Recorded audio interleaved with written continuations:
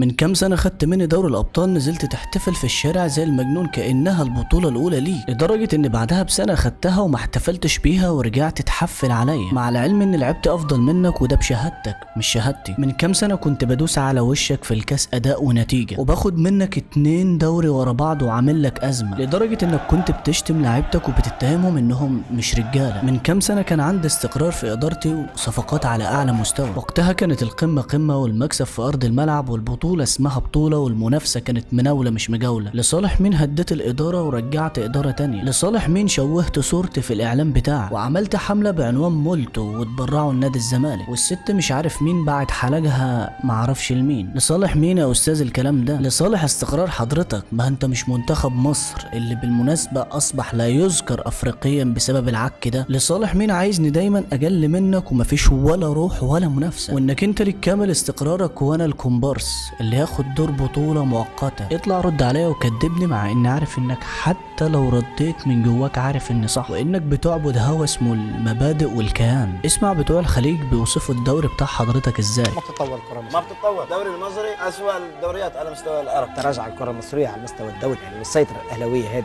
في بعض الأحيان الزمالك يعني ياخذ دوري 2 هو اتحاد الكرة. يا حبيبي انت رقم 1، بس رقم 1 بايه؟